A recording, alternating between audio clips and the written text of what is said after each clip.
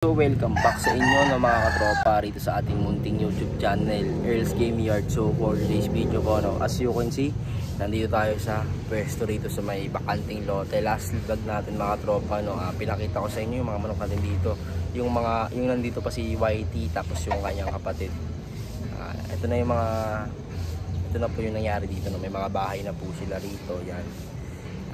Ito yung lupa na gustong gusto ko mga katropa para sa nila. Ito yung mga manok natin, no? So ito po yung si Sweater Kelso natin. Yan po yung ilalaban po natin sa Bitas Cockpit Arena, no, mga katropa, o Liceo de Manila.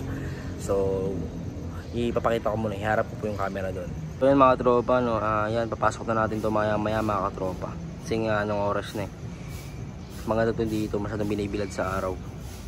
Yan. Ito yung kasama rin niya yung roundhead melsim natin, no, mga katropa. Yan, tikas. Ito kasi mga tropa, no, kaya dito masyadong matikas dahil medyo mailap to mga katropa. Pero pag may manok na siyang kaharap or nag-hit na siya sa manok na kaharap niya, dun tumitikas na mga katropa, no? Kasi nga dito masyadong sanay sa tao.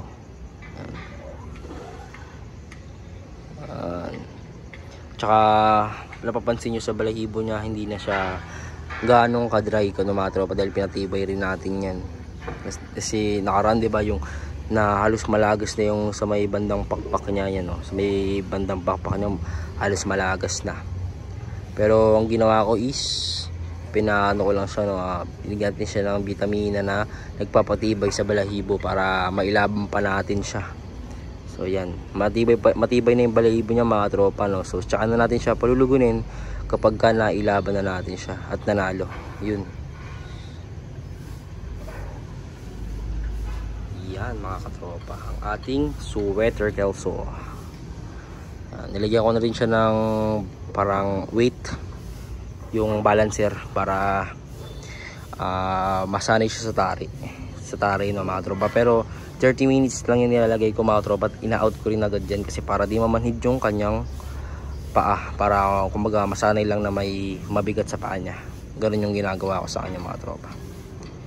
Yan, mahabol pa natin yan.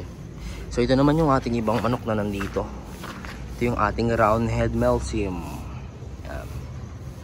si Porma. Tago itong Porma mga tropa dahil talagang pumuporma talaga ng mga tropa, no? Formado.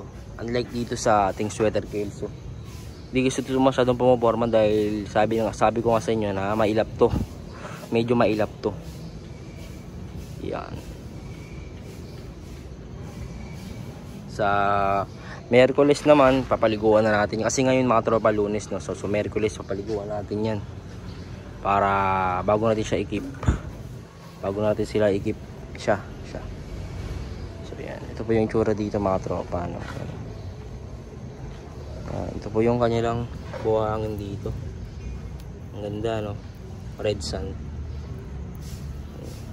ba tawag dito? Basta ganyan mga tropa. Yan yung ating yung Sweater Kelso natin. Ito yung roundhead melsim natin. So nandito rin yung Gilmore Hatchery natin na may pagka Peruvian yung laki niya mga katropa, sobrang laki na ito.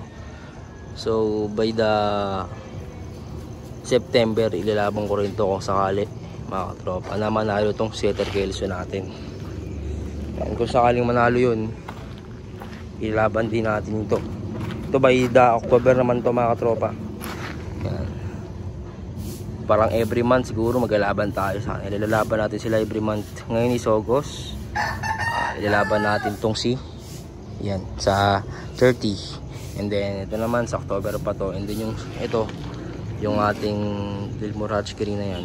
Sa ano pa yan? Sa September pa yan. Para mapalitan natin, para kung sakaling manalo sila lahat, bibili tayo ng pang materialis mga katropa, no? Yan. Yun, no? Yan, sana manalo tong si Sweater Kelso natin. Nakain niya yung upos. Yan, wala naman yun. Sana manalo yan.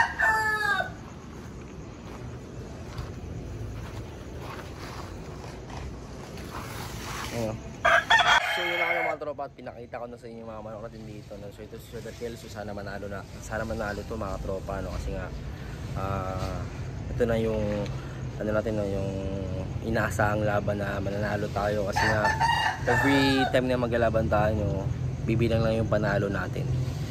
Sana magpanalo itong mga tropa. By paano tayo, buwan-buwan tayong sasali sa palaro mga tropa, para kumbaga para may income tayo at makabili tayo ng materyales. Syempre mga tropa, i-vlog din natin yan para makita nyo mga tropa na legit tayong kukuha sa kilalang farm mga tropa. So yan, mag-ipon-ipon lang din tayo ng pera at kakausapin natin dito mga tropa, no? May kausap din kasi ako dito na pwede naman maglagay ng ano dito mga tropa, no? Ng kulungan ng manok.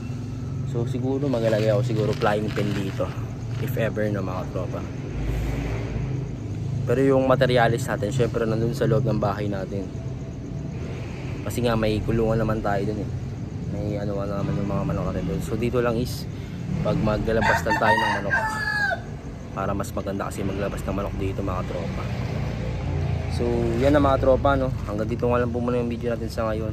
And subscribe to my YouTube channel and turn on the notification bell para lagi kayong updated sa video. So yun na ako naman tropa, subscribe, peace out.